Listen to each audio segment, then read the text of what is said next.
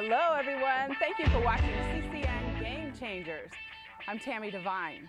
His credits are awesome. They go on for days. The man has been working in Hollywood since the early 60s. Basil Hoffman has had roles in iconic American TV shows and films, including The Waltons, Sanford and Son, 227, Matlock, Murder, She Wrote, and more recently, The Practice, The West Wing, and now an upcoming film called Geezers with stars like Tim Allen and Kira Sedgwick. The credits alone make him a game changer, but listen to this. He is an unapologetic conservative, yet he continues to work in Hollywood. Say hello to today's game changer, Basil Hoffman. Thank you so much, Basil, for being here. I appreciate it. Thank you for having me here, Tam. Very good.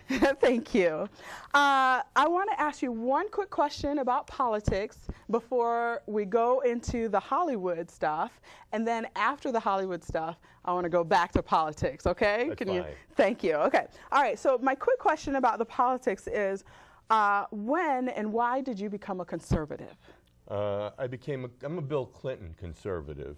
I became a Republican after I realized in about 1994 that the Democrat Party, with whom I had voted for my entire voting life, had nothing in common with me, and my values were not theirs. And that was when I changed. And I changed pretty abruptly, actually. Abruptly. Okay. Well, we're going to go right back into that in just a little bit. But okay. I want to show people a little bit, a few of your Hollywood credits. Let's see Basil Hoffman in action.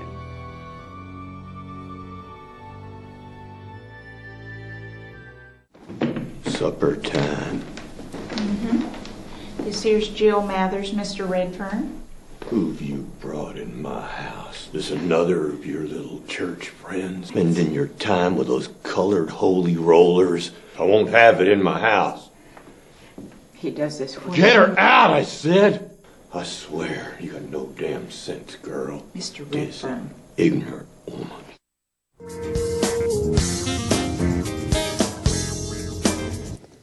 Can I ask a question? What are we doing? What the hell are we doing? Have we lost our minds? That's 3 questions. We shouldn't be doing this.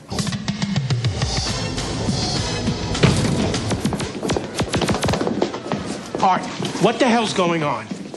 Take it easy. You take it easy. Trial starts tomorrow. Why is our co-defendant talking to the DA? He's cutting a deal. What? He can't do that. We had a deal. A joint defense all mapped out. Hey, I called out of courtesy. But our client is innocent. Well, mine's pleading guilty. Sorry, Jimmy. It's just how it is. Down with love, let's liquidate all its friends.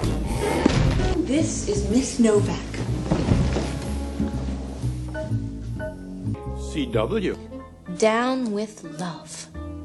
Love is a distraction. But if women were to stop falling in love, it would mean the end of the human race.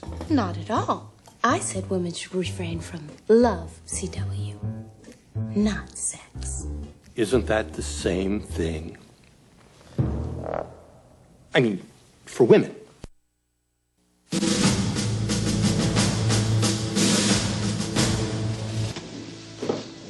After being presented with overwhelming evidence provided by foreign and domestic intelligence agencies, the president has requested the intelligence finding you have in your hands right now.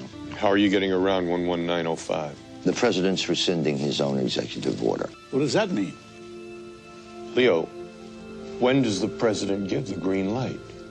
The big new accessory with eyeglasses seems to be that strap that connects in the back. So I really can't say. No, say. I want you to say. It's not good, okay? It's not good. You look stupid. I'm sorry. You have to realize this has not been custom fitted to his scalp. Well, maybe you could show me something else. As I said, it'll be different once we design something specifically for you. But I don't think your friend here is being very helpful. Oh, hey, I'm being helpful. I am the only one being helpful. No, I don't think you're being helpful. I think you're being disruptive. And you make it very difficult for your friend here to improve his life. Hey, I'm trying to prevent my friend from becoming one of those guys people snicker at behind their back because they look ridiculous. No offense to you personally. All you people with hair think you're so damn superior. You have no idea what it's like. You ever look down at the bottom of your tub and see a fistful of hair? I'd like to start your day with that. All right, take it easy.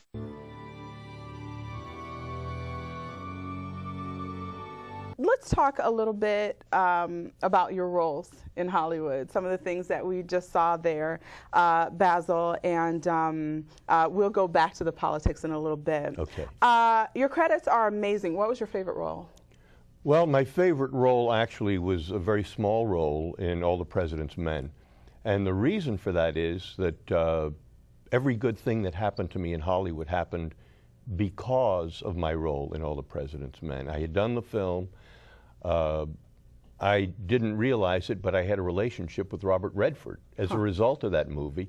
But after the movie came out, Steven Spielberg called for me, and I did Close Encounters of the Third Kind. Wow. Then I did a mini-series with Kirk Douglas and Christopher Plummer called The Money Changers because of All the President's Men. Then I did Alan Pakula, the director of All the President's Men. I did his next movie, which was Comes a Horseman. Then when I was trying to get an audition for The Electric Horseman that Sidney Pollack was directing, I couldn't get an audition. And one day my agent calls me and he says, Basil, he says, go over to Columbia and pick up a script for The Electric Horseman. I said, so you finally got me an audition? He said, no, they want to make an offer.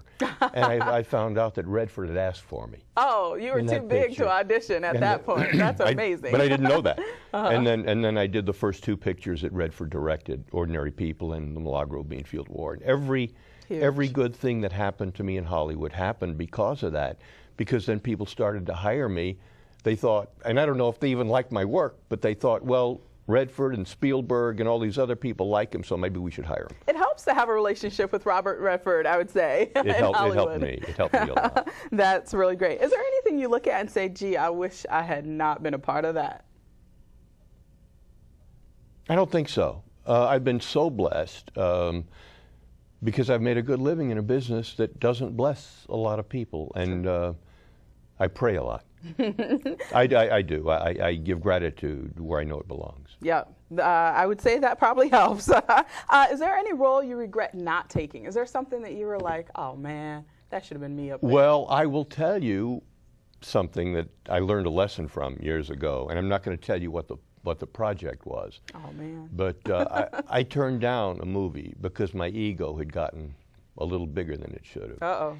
And I turned down a little part in a movie. And that movie won the Academy Award for Best Actress, Best Writer, Best Director, and Best Movie. And you're not going to tell us what it is? And I'm not going to. I will never divulge that. Oh, Basil, you're going in the doghouse for that. That's not good. I learned a lesson, though, and I try not to say no.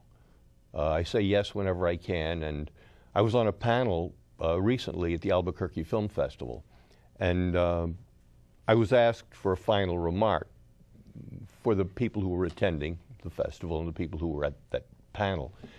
And I said, just be careful who you say no to, because you might be saying no to God. And that's what I believe. No to God. Yeah, and that's what I believe. And I try very hard to find a reason to say yes when somebody offers me something. Okay, all right. So God may be saying, this is what you need to be doing, and if you say no, then, okay, who are you to say no to God? I try to be careful. I hear you. Okay. Any upcoming films that you're looking at? Like, I should be in, no. I'm really looking forward to Geezers. We're having the first screening of it at a studio in Hollywood on the 26th of this month. That's got Tim Allen, Kira Sedgwick, Scott Kahn, who's the star of Hawaii Five-0, J.K. Simmons, who's a regular on The Closer, and who is just a terrific actor and done a lot of movies, and he's the star of the film. Well, and then I'm going into the second episode of a show called Courage, New Hampshire, which you've seen. I have seen Courage, New saw Hampshire. The first episode of it. Crown City News went and we videotaped that, and we showed that here on the newscast, and you know, it looks good. Your role was something else. So what do you think about? I loved your role in it because you played a bad guy, you know, and it's funny to see you as a bad guy. Well, may I tell you a story? Please. When I came to Hollywood in 1974, I came to Hollywood, And one of the first people I met was Burt Metcalf, who was then the associate producer and casting director for a show called MASH, a TV series. A show called MASH. and Burt asked me, it was just a general interview, he said, Basil, what kinds of roles do you play generally? How do you see yourself? I said, well, Burt, usually I'm cast as characters who aren't very likable. And he said, well, Basil, I don't think I would pigeonhole myself like that. I don't see that in you, he said. You come off, you're a nice guy. I don't see that in you.